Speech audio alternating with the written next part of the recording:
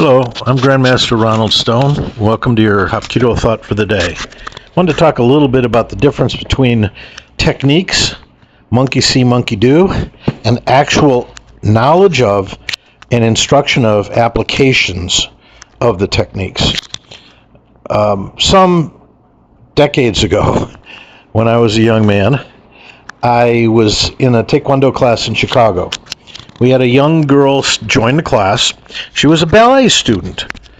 And within one day, she'd performed absolutely the finest form that I have ever seen a white belt perform. I mean, it was after she practiced it maybe 2 or 3 times, she was flawless. So I turned to my grandmaster at the time, and I commented that I thought it was incredible and outstanding that this ballet student had mastered the form so brilliantly.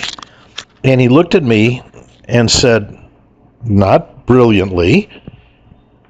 This is not a dance studio, and that form is not about dance or gymnastics. It's about fighting. Her form had no power, and she has no knowledge of why she was doing those moves." Well, that moment stuck with me over the years, and I've seen it repeated time and time again, not only with new students, but with instructors, some of whom claim to be masters, or, and sadly to say, some of them even profess to be grandmasters. There's a big difference between knowing how to move your hand and how to punch. Sticking your arm straight out is not the same thing as punching someone with enough force to knock them out. I'm reminded when I moved to Orlando, and my daughter and I were both black belts at the time, and we were seeking a new school so that she could continue on with her Taekwondo studies, and I was looking for instruction both in Taekwondo and Hapkido. We were visiting a class. This particular class happened to be taught by Grandmaster Richard Hackworth, who was later to become my instructor and personal friend, I'm proud to say. But at the time, I had no knowledge of this individual, and he didn't know me from Adam's house cat. I was standing on the mat. He was at the far end giving some instruction to a student, and this young yellow belt came by doing a particular form. I believe it was Kicho Ilbo, our first form they were practicing. And I noticed that the technique was a little bit off, a little bit sloppy, and so I figured, being a black belt, I'm simply going to help. And I started talking to the student, explaining what they were doing wrong and why. And before I know it, Grandmaster Hackworth saunters over and says to me, he introduces himself, and he says, "I want to thank you for trying to help, but please do me a favor. If you're going to help instruct my students, please give them the correct information." And I was stunned. I mean, I had seen this particular form done in dozens of dojangs over the years.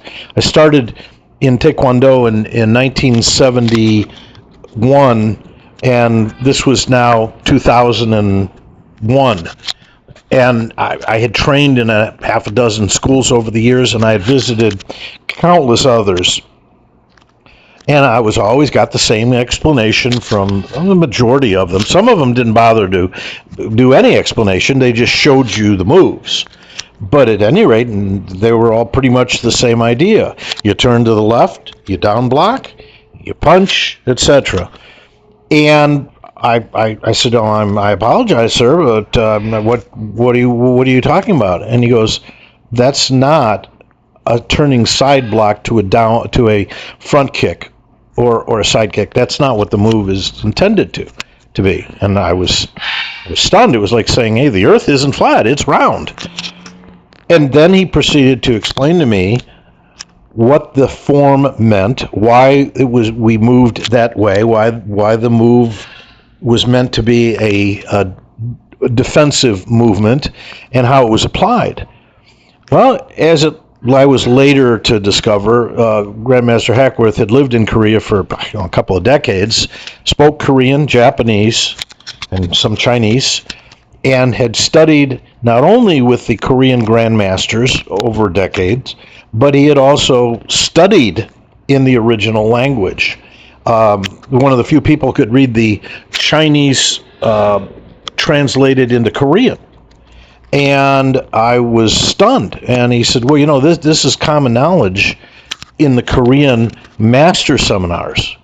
But unfortunately, most American Taekwondo practitioners, and I got to admit, including myself, don't speak Korean, don't speak Japanese, don't speak Chinese or Okinawan, and they just practice monkey see, monkey do approach, because a lot of the instructors, even at master and grandmaster rank in the West, have not bothered to go to instructional seminars.